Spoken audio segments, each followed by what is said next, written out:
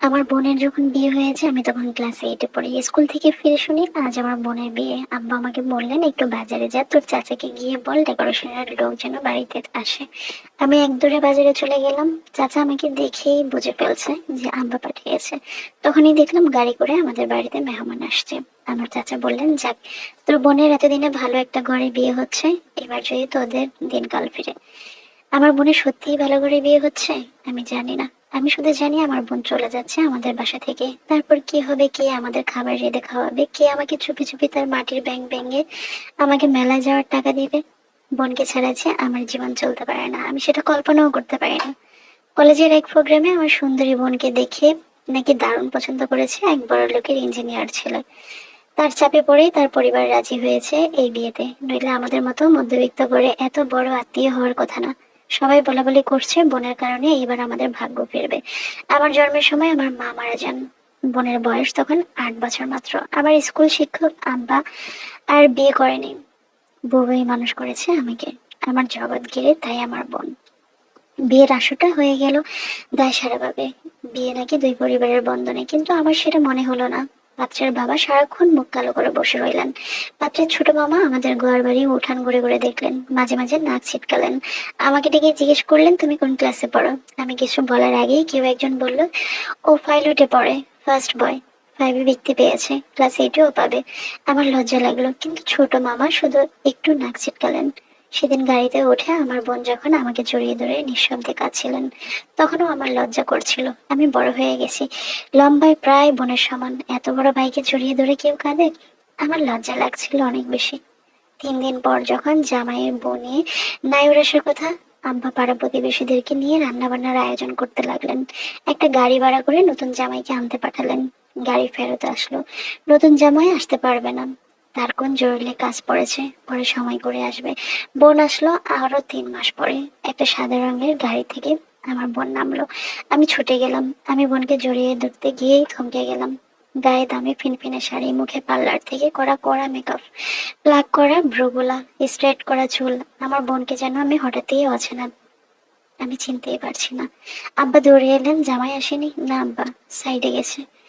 বোন আব্বাকে ধরে কিছুক্ষণ কাঁদলেন। আমি সারা দিন বোনের আশেপাশে ঘুরঘুর করছিলাম, কিন্তু বোনকে কেমন আনমনা লাগছে। শুধু একবার আমাকে জিজ্ঞেস করলো, কিরে পড়াশোনা করছিস তো ঠিক মতো? রাতে আমার ঘুম এলো না, বড্ড অভিমান হলো। বোন অনেক বদলে গেছে, এই অল্প দিনে এত বদলে গেছে, কিভাবে সম্ভব? আমার কাছে অনেক খারাপ লাগতে শুরু হলো। বোন 3 দিন থাকলো, শেষের দিন দুলাভাই এলেন বোনকে নিয়ে যেতেন। দুলাভাই দেখলাম বেশ গম্ভীর। আমাকে ডেকে বললেন, কিরে পড়াশোনা ঠিক মতো করিস তো, নাকি সারাদিন বাদরামি করিস? আমি কিছু বললাম না। দুলাভাই আসার পর থেকেই আমার বোন কেমন জানি ভয়ে ভয়ে আছে। আমার কাছে অশান্তি লাগতে শুরু হলো। কেমন যেন আমাদের সামনেও 2বার বকা দিয়ে উঠলো আমার বোনকে। বোন চলে যাওয়ার পর সেই রাতে আব্বা আমার ঘরে এলেন। অপরাধী গলায় বললেন, তুই তো অনেক বড় হয়ে গেছিস বাবা, বলতো আমি কি কোনো ভুল করেছি? তোর বোনকে বিয়ে দে। আমি হয়তো সত্যি বড় হয়ে গেছি। মনের কথা চেপে বললাম, কেন সেটা বলেছো?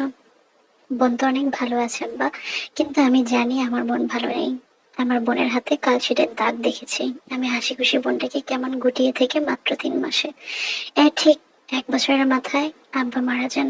আমি একা হয়ে গেলাম। পাড়া প্রতিবেশীরা বোন দুলাভাইকে চেপে ধরলেন আমাকে নিয়ে যাওয়ার জন্য। বোন উৎকণ্ঠা নিয়ে দুলাভাইয়ের মুখের দিকে তাকালো। দুলাভাই কিছুক্ষণ চুপ থেকে বললে, ঠিক আছে আমাদের সাথে চল, আমার কাজে লাগবে। বই খাতা নিয়ে আমার বোন আমাকে নিয়ে চললো। দুলাভাইয়ের পোস্টিং তখন আমাদের গ্রামের কাছেরই একটা শহরে। ছোট ছিমছাম 2 রুমের বাসা, আমি এক রুমে ভাগ পেলাম। শহরের একটা স্কুলে ভর্তি হলাম। দুলাভাই চাকরির পাশাপাশি কন্ট্রাক্টরের ব্যবসা করতেন। একদিন আমাকে বললেন তার সাইডে গিয়ে ক্লাস তদারকি করতে। আমার স্কুলের ক্লাসমেট হতে লাগলো। আমি বই খাতা সাইডে নিয়ে যেতাম।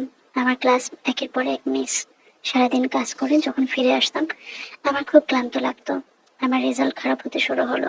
বোন একদিন ভয়ে ভয়ে দুলাভাইকে বলল, ও এভাবে প্রতিদিন সাইডে গেলে ওর পড়াশোনার সমস্যা হচ্ছে। কিন্তু আমার দুলাভাই বকার সুরে বোনকে বলল, এত পড়াশোনা করে সে কি করবে? সে তো কোনো রকমেই পাশ করে যাবে, কোনো রকমে একটা চাকরি করবে, তার সে এখন কাজ শিখুক, ভালো বেতনে একটা সময় কাজ করতে পারবে। আমার বোনও বললে উঠলো, ঠিকই তো, পড়াশোনা করে প্রতিষ্ঠা পেতে সময় লাগবে, তুই দুলাভাইয়ের সাথেই কাজ কর, অনেক কাজে লাগবে। আমি বোনের কথা অবাক হয়ে গেলাম। এই বোনই আমাকে তৈরি করেছে, সবসময় বলতো পড়াশোনা করে একদিন অনেক বড় হতে হবে, পড়াশোনা ছাড়া আমার আর কোনো কাজ নেই। আজ কত পরিবর্তন। আমি দুলাভাইয়ের সাইড দেখতে লাগলাম। ক্লাস 9-এর একটা কিশোরের জন্য নিশ্চয়ই খুব সহজ কাজ না, কিন্তু আমি শিখতে লাগলাম। আমার পড়াশোনার সব দিক থেকেই বন্ধ হতে লাগলো। সাইডের লোকজনের কাছে খবর পেতাম দুলাভাইয়ের কর্মকাণ্ড। বাজারে দুলাভাইয়ের এক বাঁধা মেয়ে আছে। দুলাভাই নিয়মিত সেখানে যাতায়াত করেন। আমি টের পাই ওই রাতগুলো দুলাভাই বাসায় ফিরতেন না। যদিও ফিরতেন টলমলে ফিরতেন। মাঝে মাঝে বোন চাপা কান্নার আওয়াজ পাই। সকালে কিছু কিছু দিন বোনের গায়ে নতুন কালশিটের দাগ দেখতে পাই। বোন আমার থেকে লুকানোর চেষ্টা করে। আমার বোন অনেক বদলে গেছে। আমার মনে হয় আমার বোনকে ভারী অস্বস্তি বোধ করছে, কেমন পালিয়ে বেড়ায় আমার থেকে। দেখা হলে ঠিক মতো কথা বলে না। মাঝে মাঝে আমার বোন দুলাভাইকে পার্লার থেকে সাজিয়ে পাঠিয়ে নিয়ে যায়।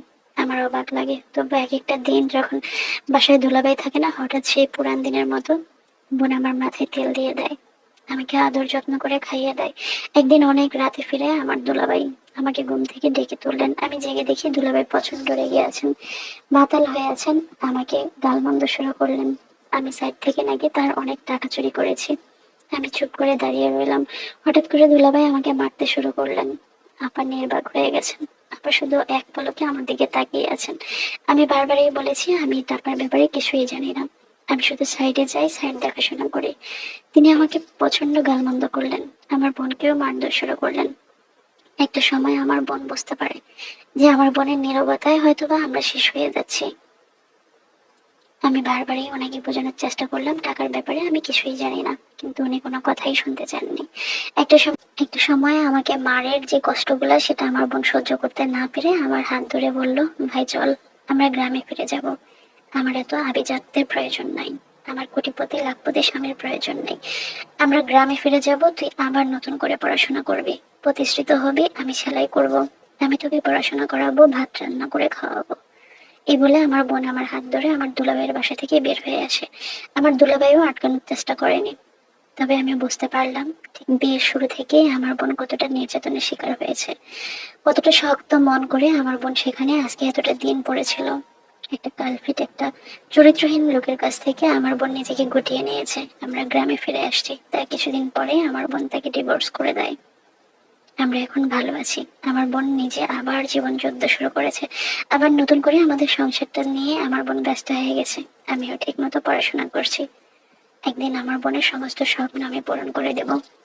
আসলে এটাই সত্যি যে টাকা পয়সা আভিজাত্য কখনো সুখ এনে দিতে পারে না। কোটিপতি লাখপতি স্বামী, বাড়ি গাড়িওয়ালা কিংবা বাড়ি আছে এরকম পুরুষ কখনো সুখ এনে দিতে পারে না। চরিত্রবান পুরুষ যতটা নারীকে সুখ দিতে পারে। আসলে সত্যি টাকার প্রয়োজন নাই, সুখের প্রয়োজন, ভালো মানুষের প্রয়োজন।